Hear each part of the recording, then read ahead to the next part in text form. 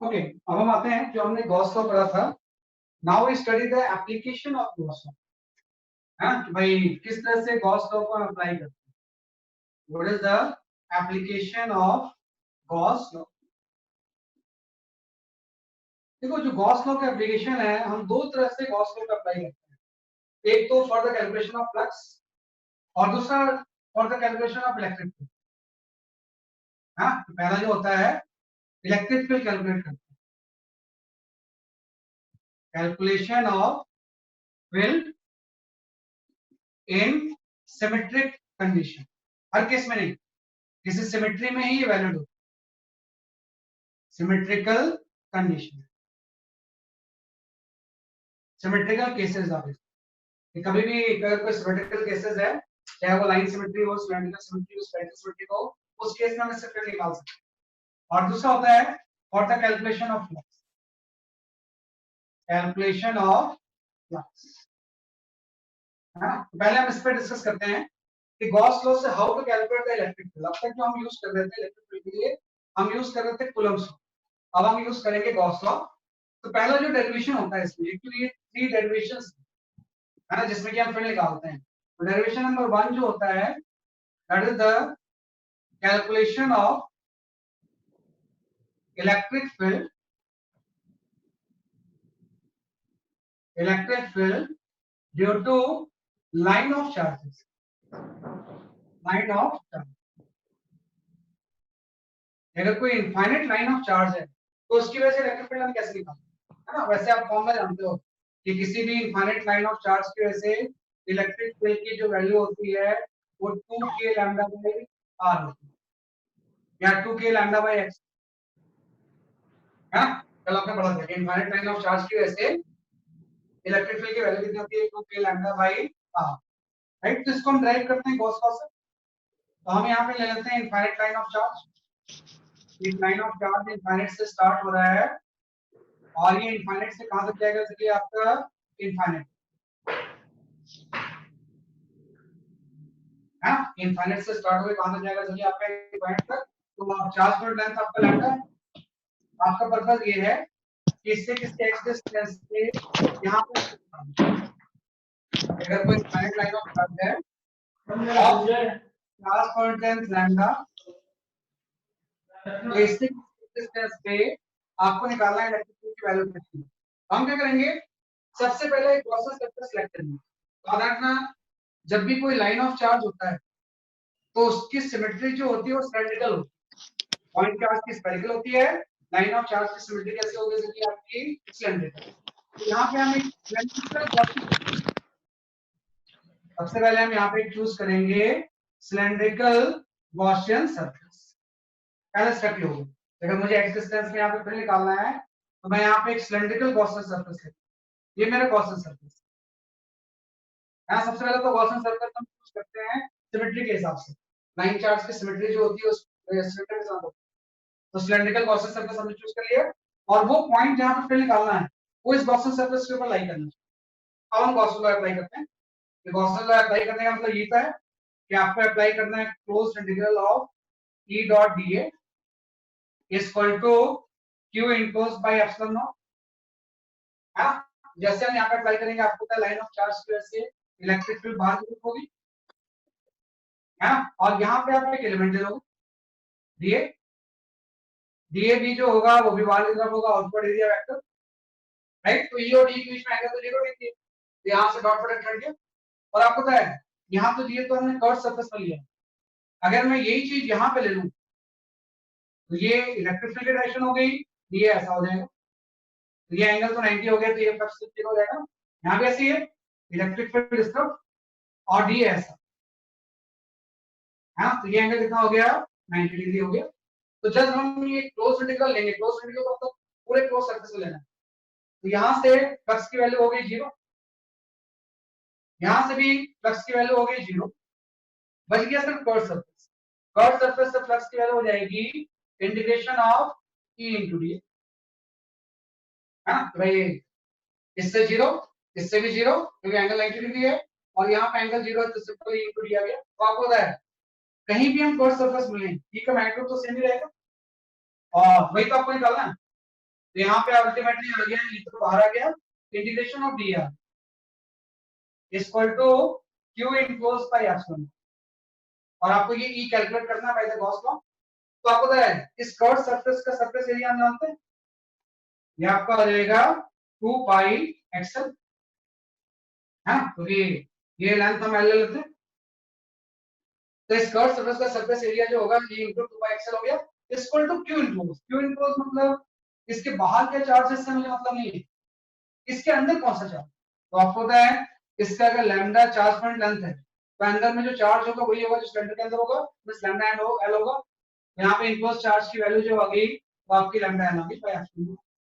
Ultimately यहाँ से L cancel, right. आप देखो फील्ड की जो वैल्यू आ गई वो आ गई lambda by 2 pi epsilon not x, ये तो आ गया। और इस बात ये तो एप्सिलॉन नॉट के टर्म्स में, इसको कूलम्ब कांस्टेंट के टर्म्स में चेंज कर दो, तो आप ऊपर नीचे 2 मल्टीप्लाई कर दोगे तो यहाँ पे 4 बाई एप्सिलॉन नॉट आ गई, और 1 बाई 4 बाई एप्सिलॉन किसके इक्वल होता है, के की। तो अल्टीमेटली इलेक्ट्रिक फील्ड की जो वैल्यू होगी वो 2 के लैम्डा बाई एप्सिलॉन। तो ये एग्जाम में आपको डेरिवेशन आता है कि आपको इनफाइनाइट लाइन ऑफ चार्ज की वजह से इलेक्ट्रिक फील्ड निकालना होता है बाय द गॉस लॉ, है ना। गॉस लॉ से इलेक्ट्रिक फील्ड का फॉर्मूला राइट करते हैं, सिंपल सा है, गॉस का सरफेस चूज किया और गॉस लॉ आपने अप्लाई किया, राइट। तो ये आपका फर्स्ट डेरिवेशन है, फर्स्ट डेरिवेशन जिसमें कि हम इलेक्ट्रिक फील्ड निकालते हैं लाइन ऑफ चार्ज नहीं, इनफाइनाइट लिख लो, due to infinite line of charge. इस तरह से हम इलेक्ट्रिक फील्ड क्या कर सकते हैं, इसलिए आपका क्या। सेकंड इसमें डेरिवेशन आता है electric field due to infinite sheet. Second derivation होता है electric field due to infinite sheet. कोई भी अगर इनफाइनाइट शीट है तो उसकी वजह से इलेक्ट्रिक फील्ड कितनी होगी, हाँ। जैसे तो आपने अभी लाइन ऑफ चार्ज ले लिया है, ऐसे हम निकालते हैं electric field due to infinite sheet. भाई इस तरह से कोई इनफाइनाइट शीट है और नॉन कंडक्टिंग शीट होगी, इसमें कुछ चार्ज डिस्ट्रीब्यूटेड है ऐसे, तो आपको निकालना है इस इनफाइनाइट शीट की वजह से इलेक्ट्रिक फील्ड कितनी है। What is the electric field due to infinite sheet. तो क्या पता है इस इनफाइनाइट शीट की वजह से दोनों तरफ यूनिफॉर्म फील्ड होती है ना, डिस्टेंस से क्या होती है, इंडिपेंडेंट। और यही फील्ड कितनी होती है आपको गॉस लॉ से ड्राइव करना है। वैसे हम फॉर्मूला जानते हैं कि ये जो फील्ड होती है ई, ये सिग्मा बाय 2 एप्सिलॉन, देन आपको गॉस लॉ से इसको ड्राइव करना है। तो इसमें जो हम गॉसियन सरफेस कहते हैं आप ध्यान रखना, इसमें भी सिलेंड्रिकल लेते हैं, देन वो cylindrical surface intersecting cylindrical surface, यहाँ पे आप एक सिलेंड्रिकल सरफेस ले लो गॉसियन जो कि इसको इंटरसेक्ट करता है ना, किस तरह से इसको ये क्या कर रहा होगा, इंटरसेक्ट, ये इसको काटता हुआ एक आप सरफेस ले लोगे गॉसियन, सिलेंड्रिकल सिलेंडर ले लेंगे जो कि इसको इंटरसेक्ट कर रहा होगा, तो आप क्यूबॉइड ले सकते हो। आप जब एनसीईआरटी पढ़ोगे तो उसमें क्यूबॉइड दिया होगा, आप सिलेंड्रिकल ले लो क्यूबॉइड ले लो, बात देखिए आप।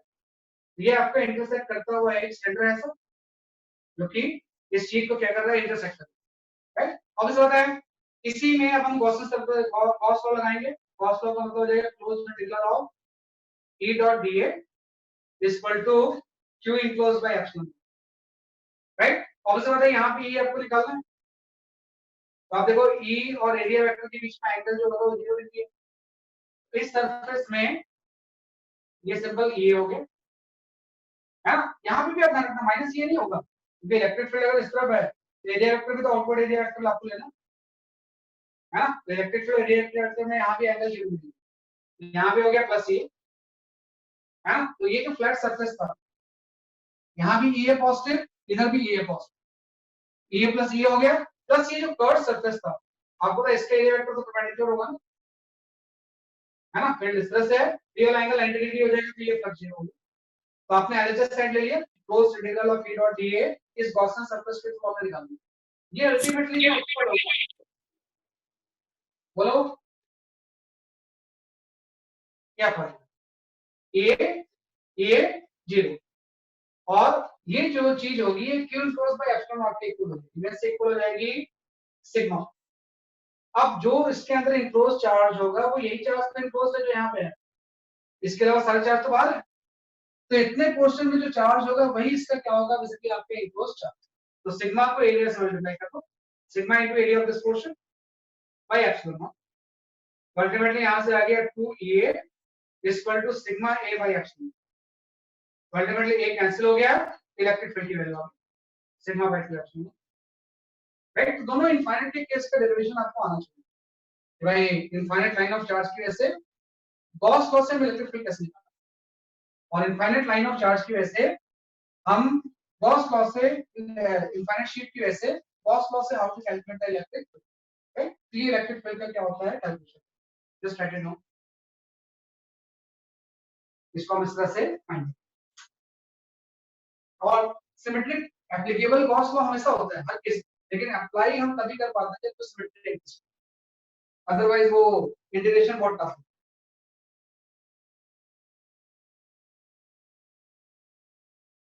या just write it down.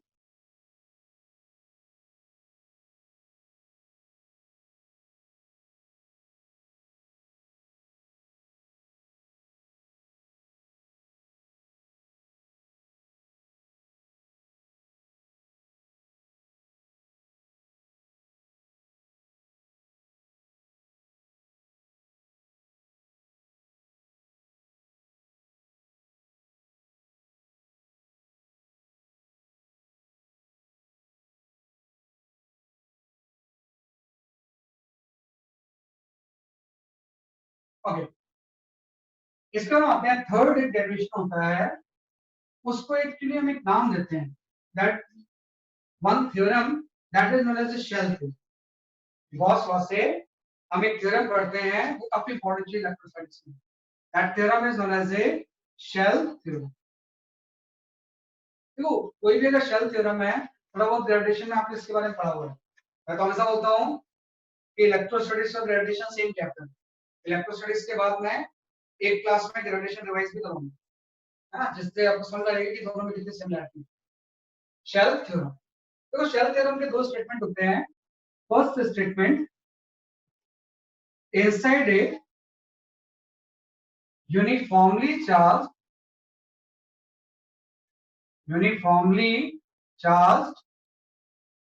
spherical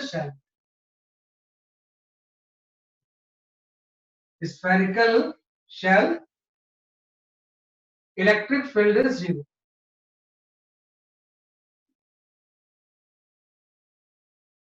ये पहला हो गया, inside a uniformly charged spherical shell। और वैसे शेल है तो हॉलो ही होगा, आप ऐसा हॉलो लिख लो, hollow spherical shell, hollow spherical shell, electric field is zero. कि भाई किसी भी स्फेरिकल शेल के अंदर इलेक्ट्रिक फील्ड की वैल्यू क्या होती है, जीरो। और सेकंड स्टेटमेंट इसका ये होता है कि for outside point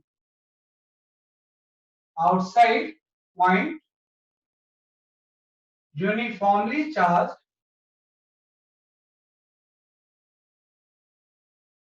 spherical shell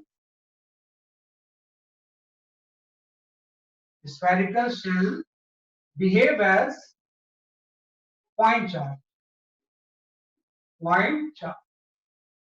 दो स्टेटमेंट होते हैं, कोई किसी भी स्फेरिकल, यहाँ पे स्फेरिकल शेल मत लिखो, यूनिफॉर्मली चार्ज्ड स्फेरिकल बॉडी लिख लो। स्फेरिकल शेल ही नहीं बल्कि किसी भी शेप की बॉडी अगर स्फेरिकल है तो उसके लिए वैलिड हो। Spherical body behave as point charge. ये दो स्टेटमेंट होते हैं कि अंदर में जीरो होगा, बाहर में कैसे बिहेव करेगा एज ए पॉइंट। इसमें कोई सरप्राइजिंग चीज नहीं है, आप इसको ड्राइव भी कर सकते हैं। ये कोई हॉलो शेल है ना, और जो भी चार्ज है वो यूनिफॉर्मली चार्ज है इस तरह से। राइट, ये पूरा का पूरा इसके ऊपर यूनिफॉर्मली क्या है, चार्ज है। और इस चार्ज की वैल्यू सपोज आप क्यू ले लो, तो मुझे निकालना है कि इसके सेंटर से यहाँ पे कितनी फील्ड है अंदर में। अंदर में तो जीरो होगी, रीजन सिंपल सा है, जब आप यहाँ पे गॉसियन सरफेस लोगे तो उसके अंदर तो इनक्लोज चार्ज है ही नहीं ना। जब हम यहाँ पे गॉसियन लॉ अप्लाई करेंगे तो ई डॉट डी ए तो इंटू 4 पाई आर हो जाएगा, तो आप E into dot D L लोगे, ई इंटू 4 पाई आर हो जाएगा, है ना, इसमें तो कोई डाउट नहीं कि इंटू 4 पाई आर हो जाएगा। लेकिन ये इक्वल होता है क्यू इनक्लोज बाय एप्सिलॉन, वो तो जीरो है, तो इसलिए इनसाइड फील्ड हमेशा किसके इक्वल होगी, जीरो। तो कभी कोई स्फेरिकल शेल अगर है यूनिफॉर्मली चार्ज तो उसके अंदर कभी कोई फील्ड नहीं, मतलब अगर आप कोई चार्ज प्लेस भी कर रहे हो तो फोर्स की वैल्यू क्या होती है आपकी 0। यहाँ पे इनसाइड फील्ड की वैल्यू क्या होती है 0। और outside point it behave as a point charge. अगर मैं बाहर में लेता हूँ कोई पॉइंट किसी भी जनरल आर डिस्टेंस, मैंने स्फेरिकल सरफेस ले लिया और सेम ये चीज अप्लाई की, E into 4 pi R square surface area 4 pi R square, है ना, इस पर टू क्यू इनक्लोज। अब आपको इस सरफेस के लिए अगर ये गॉसियन सरफेस है तो इसके अंदर इनक्लोज चार्ज को कैलकुलेट करना, ये आपको आ जाएगा क्यू बाई आर स्क्वायर, है ना। अल्टीमेटली ये की वैल्यू आ गई Q by 4 pi epsilon naught into R square. Means इसी को हम बोल सकते हैं के क्यू बाई आर स्क्वायर, है ना। ये तो पॉइंट चार्ज की वजह से होता है। तो आउटसाइड पॉइंट के लिए ये कैसे बिहेव करेगा एज ए पॉइंट, तो सिंपल सा concept है कि कोई भी अगर स्फेरिकल शेल है तो इसके अंदर कभी कोई फ्रिंज नहीं, और बाहर वाले पॉइंट के लिए ये पूरा का पूरा कैसे बिहेव करेगा एज ए चार्ज पूरा सेंटर पे, राइट। तो इसको जस्ट हमने गॉस लॉ से बिहेव किया, आपने गॉस लॉ अप्लाई किया इनसाइड 0, आपने गॉस अप्लाई किया ये आउटसाइड की वैल्यू क्या आ गई के बाय आर, क्योंकि किसकी वजह से होता है ड्यू टू पॉइंट चार्ज। फिर मैंने बात की है किसी शेल की वजह से।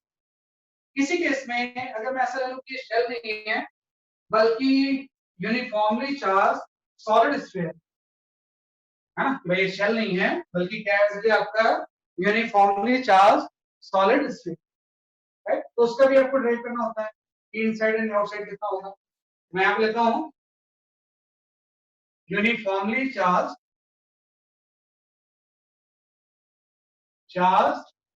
Non conducting, non conducting word तो है सॉलिड स्फीयर। या ऐसे ले लेते हैं कि यहाँ पे कोई uniformly charge non conducting solid sphere, yes, है ना, कि भाई इसके पूरे वॉल्यूम में चार्ज है ना, उसके तो सिर्फ सरफेस में था, इसके पूरे वॉल्यूम में चार्ज, है ना। और अगर पूरे वॉल्यूम में चार्ज होगा तो हम यहाँ पे डिफाइन करेंगे volume charge density, volume charge density, है ना। और वॉल्यूम चार्ज डेंसिटी को हम रो से शो करते हैं, जैसे लैम्डा एंड सिग्मा था, और रो की वैल्यू हो जाएगी टोटल चार्ज अगर क्यू है क्यू बाई 4/3 पाई, इसके अगर रेडिएशन कैपिटल ले लें ये हम ले सकते हैं, राइट। तो मुझे निकालना है कि जैसे अगर ये कोई पॉइंट चार्ज तो नहीं है लेकिन कोई ऐसा सॉलिड नॉन कंडक्टिंग स्फीयर है जिसके पूरे वॉल्यूम में यूनिफॉर्मली चार्ज और चार्ज डेंसिटी रो कांस्टेंट है, अगर यूनिफॉर्मली चार्ज है तो अब मुझे निकालना है इसके बाहर में कितनी फील्ड, इससे आउटसाइड पॉइंट पे कितनी फील्ड होगी। तो वो तो आसान है, आउटसाइड के लिए कैसे बिहेव करेगा एज ए पॉइंट चार्ज, ये आउटसाइड का फॉर्मूला तो सेम ही है, ये outside will be equal to the kq by r, इसमें कोई चेंज नहीं आएगा क्योंकि आउटसाइड पॉइंट में कैसे बिहेव करेगा एज ए पॉइंट। हाँ, जब हम इनसाइड पॉइंट पे निकालेंगे, यहाँ पे कहीं पे हम निकाल रहे हैं इसी इनसाइड पॉइंट, तो आपको इस पॉइंट पे अगर निकालना है तो गॉसियन सरफेस ले लो और गॉस लॉ अप्लाई करो, और गॉस लॉ अप्लाई करने का मतलब हो जाएगा कि inside into area 4 pi r square equal to Q enclose. अब आपको पता है क्यू इनक्लोज जो लेना है वो सिर्फ अंदर वाला चार्ज है, अब बाहर वाला चार्ज समझे कोई मतलब, क्योंकि बाहर की वजह से तो अंदर में फिर 0 राइट। तो सिर्फ इनसाइड चार्ज लेना हम ले सकते हैं rho into 4/3 pi r cube pi epsilon, भाई आउटसाइड के लिए तो pq बाय r स्क्वायर होगा, इनसाइड निकालने के लिए हमने गॉस लॉ अप्लाई किया e into area equal to q enclose charge density into volume of this portion, enclose charge आ गया बाय एप्सिलॉन। तो अल्टीमेटली यहां से 4 पाई वाला टर्म तो कैंसिल हो गया, r की एक पावर भी कैंसिल हो गई, यहां से इलेक्ट्रिक फील्ड की वैल्यू आ जाएगी रो r बाय 3 एप्सिलॉन। बहुत इंपॉर्टेंट फॉर्मूला है, इसका अगर हम वेक्टर फॉर्म लिखें तो हम इसको ऐसे लिख सकते हैं, जो डायरेक्शन r वेक्टर की होगी वही डायरेक्शन किसकी होगी इलेक्ट्रिक फील्ड, अगर ये चार्ज डेंसिटी पॉजिटिव मतलब अगर r वेक्टर आउटवर्ड है तो इलेक्ट्रिक फील्ड भी बाहर है, तो जस्ट आपने रो r बाय 3 एप्सिलॉन ले लिया, तो ये इंपॉर्टेंट फॉर्मूला आ गया, this is the formula for inside field.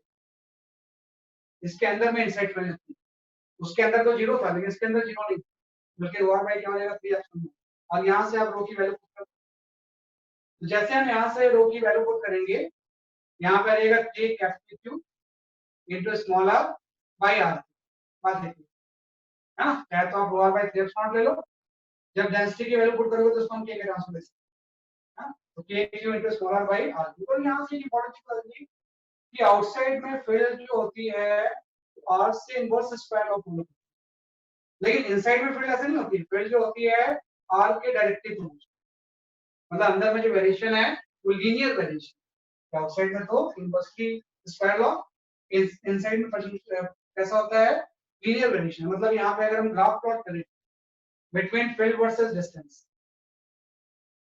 है ना, तो अंदर में जो ग्राफ होगा वो स्ट्रेट लाइन होगा और उसके बाद इनवर्स स्क्वायर होगा, है ना, ये जानते हैं कि अंदर में स्ट्रेट लाइन और बाहर में कैसे बिहेव करेगा एज इनवर्स स्क्वायर।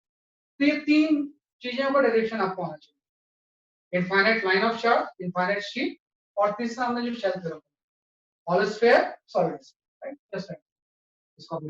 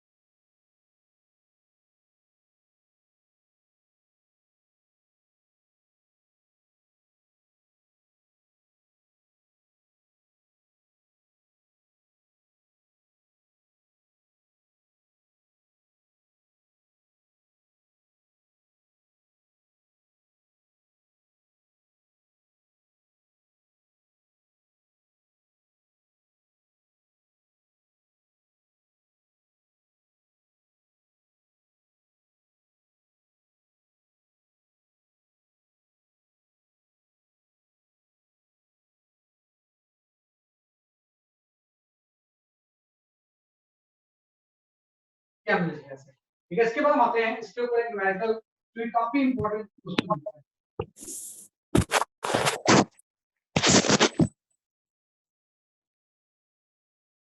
हाँ न्यूमेरिकल होता है इसके ऊपर एग्जांपल एक, है ना, एग्जांपल 7 हो सकता है ये। देखो एग्जांपल 7 में ऐसा दिया हुआ है कि this is a solid non conducting sphere, ये कोई सॉलिड नॉन कंडक्टिंग स्फीयर है ऑफ रेडियस आर, और इसके अंदर एक कैविटी है, there is a spherical cavity, spherical cavity of radius small, हाँ वही सॉलिड स्फीयर था, इसके अंदर एक स्फेरिकल कैविटी, बाकी जो जगह है उसको हम यूनिफॉर्मली चार्ज देंगे, पूरी जो जगह होगी वो आपकी uniformly charge,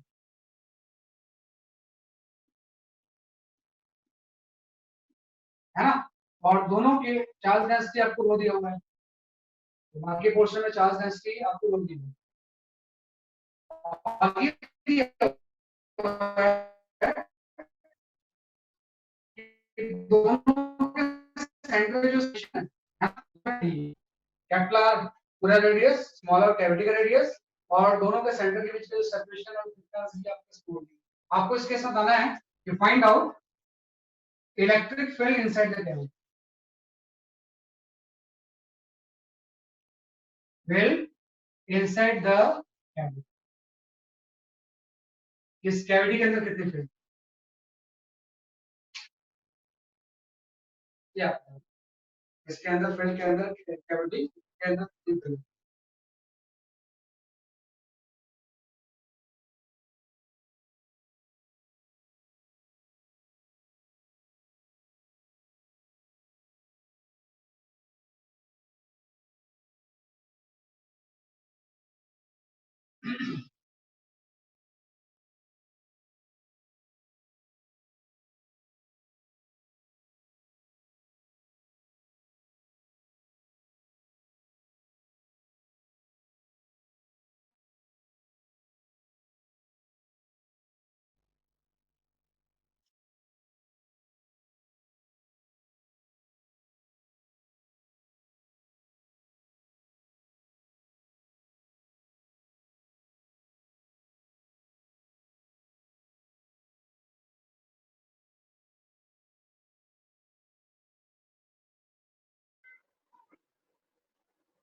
sir KQ smaller square upon capital R की पावर 4। हाँ ये नहीं आता, काफी इंपॉर्टेंट क्वेश्चन मान लो, यही चीज ग्रेडेशन में आपसे ग्रेडेशन फिर पूछेंगे, सेम क्वेश्चन है, यहाँ पे इलेक्ट्रिक फील्ड पूछ रहे हैं ना, उसमें ग्रेडेशन फील्ड पूछ रहे हैं।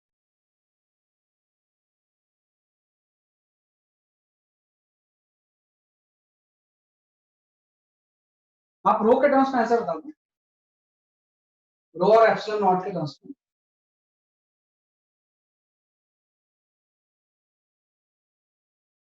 क्या सर? आपका आंसर मतलब ठीक है, जो भी आंसर आ जाएगा तो गिवन टर्म्स में आएगा, इसमें स्मॉल और कैपिटल आर नहीं आ रहा है।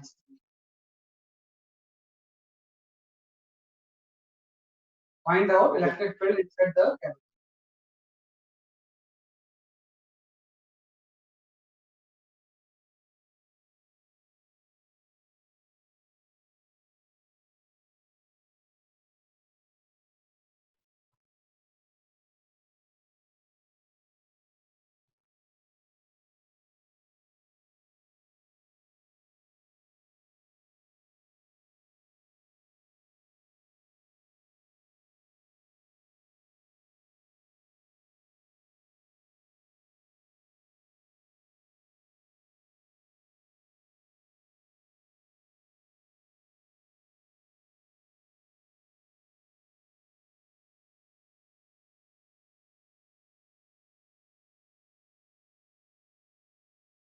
ओके मैं एक्सप्लेन कर देता हूं इसे, है ना, आफ्टर के फिर उसके बाद बंद भी हो जाएगा क्लास के बोलने में।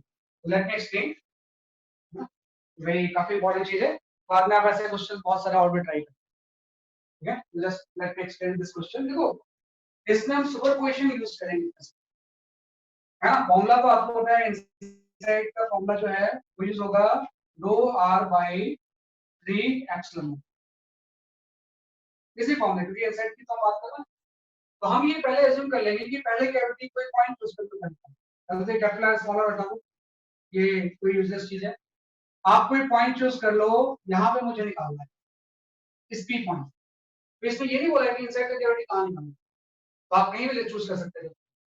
अब मैं बोलूंगा कि अगर ये कैविटी नहीं होती, पूरा सॉलिड स्फीयर हो, तो उसकी वजह से फिर सपोज E1 है, अगर कैविटी नहीं होती तो फिर E1 की वैल्यू क्या होती, बहुत ज्यादा, अगर ये कैविटी नहीं होती तो ये डिस्टेंस कुछ आप डिफाइन कर सकते हैं R1 वेक्टर आ गया। और अभी आपने पढ़ा है कि सॉलिड स्फीयर के अंदर फील्ड की वैल्यू रो r बाई होती है, तो अगर ये कैविटी यहाँ पे नहीं होती, पूरा सॉलिड स्फीयर होता है, तो ये आपको हो जाता है रो r1 बाई 3 एप्सिलॉन, हो गया। फिर हम ऐसा मान लेते हैं कि अगर कैविटी के अंदर भी चार्ज होता, पहले तो मान लिया कि कैविटी है नहीं, फिर हम मान लेते हैं कैविटी अगर यूनिफॉर्मली चार्ज होती, तो कैविटी की वजह से फील्ड सपोज इक्वल, E1 जो है पूरे स्फीयर की वजह से फील्ड है, और E2 किसकी वजह से, सिर्फ कैविटी की वजह से। तो अगर कैविटी की वजह से फील्ड निकालते तो ये वाला केस हो जाता, आप उसके सेंटर से पोजीशन वेक्टर R2 लेते हैं, तो बेसिकली E1 आपने लिया पूरे कंप्लीट से, और E2 आपने क्या ले लिया, सिर्फ कैविटी से। तो E2 की वैल्यू क्या बच सकते हैं, रो R2 बाई 3 एप्सिलॉन नॉट हो जाता है। तो E1 पूरे की वजह से, E2 सिर्फ कैविटी की वजह से। तो नेट फील्ड अगर उसके अंदर मुझे निकालना है तो दोनों को सब्ट्रैक्ट कर देंगे, तो उसके अंदर जो नेट फील्ड होगी वो जस्ट E1 माइनस E2 होगी बाय द यूजिंग सुपरपोजिशन। मैं पहले पूरे की वजह से उस पॉइंट में निकाल लिया, सिर्फ कैविटी की वजह से निकाल लिया, फिर कैविटी वाले फील्ड को माइनस, जैसे हम इसको माइनस करेंगे बड़ा एक सरप्राइजिंग रिजल्ट आएगा, रो बाय 3 एप्सिलॉन नॉट तो कॉमन आ गया, यहां से R1 vector minus R2 vector, और आप थोड़ा सा ध्यान दो, ये R1 वेक्टर है और ये माइनस R2 वेक्टर, तो R1 माइनस R2 D के इक्वल तो होगा। तो अल्टीमेटली इस कैविटी के अंदर जो फील्ड होगी वो रो D by 3 epsilon,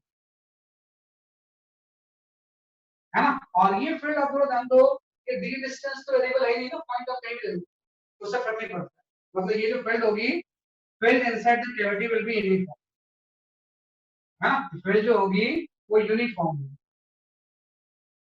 uniform field along D vector, direction क्या होगी, जो डी वेक्टर के है। जब भी आपसे ऐसा क्वेश्चन कोई पूछे कि अगर इस तरह से कोई स्फीयर है और कहीं भी किस तरह से कैविटी और ये पूरा अगर पॉजिटिवली चार्ज है, यूनिफॉर्मली चार्ज है और इसके सेंटर से इसके सेंटर की डिस्टेंस डी है ना, तो इसके अंदर फील्ड यूनिफॉर्म होती है और फील्ड की वैल्यू कितनी हो जाएगी, rho d by 3 एप्सिलॉन और डायरेक्शन जो होगी वो डी वेक्टर के पैरेलल हो जाएगी।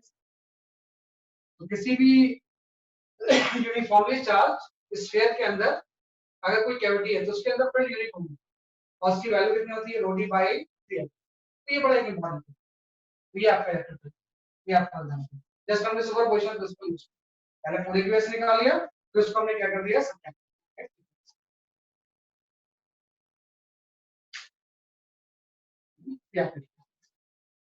तो ये जस्ट हमने आज गॉस लॉ के बारे में पढ़ा। नेक्स्ट क्लास में भी गॉस लॉ ही कंटिन्यू होगा, इसको अभी एक क्लास और लेंगे। तो just this time for homework question, मैं एक होमवर्क क्वेश्चन देता हूँ तो उसके बाद हम क्लास ओवर करते हैं। जस्ट आप एक होमवर्क क्वेश्चन लिख लो, मुझे नेक्स्ट क्लास में इसका आंसर देना।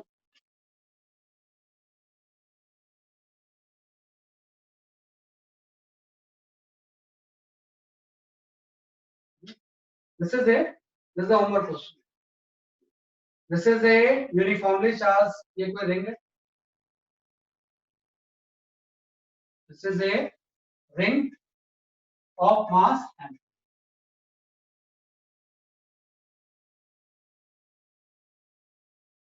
mass small है ना, और इस रिंग में हम कुछ चार्ज प्लेस करते हैं, यहाँ पे पॉजिटिव चार्ज इस क्वाड्रेंट में और यहाँ पे जो चार्ज है वो नेगेटिव इस क्वाड्रेंट में, इधर कोई चार्ज नहीं और जो भी पॉजिटिव नेगेटिव चार्ज है इसकी चार्ज डेंसिटी लैम्डा है, यहाँ पे लैम्डा है, यहाँ पे माइनस लैम्डा है। रिंग ऑफ मास m है, ऑफ रेडियस r,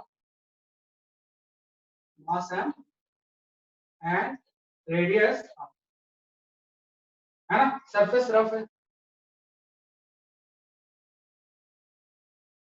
जस्ट एक रिंग था, इस क्वाड्रेंट में चार्ज है, इस क्वाड्रेंट में चार्ज है ना, और रफ सरफेस पर रखा हुआ। If horizontal uniform field is switched on, right, it starts floating,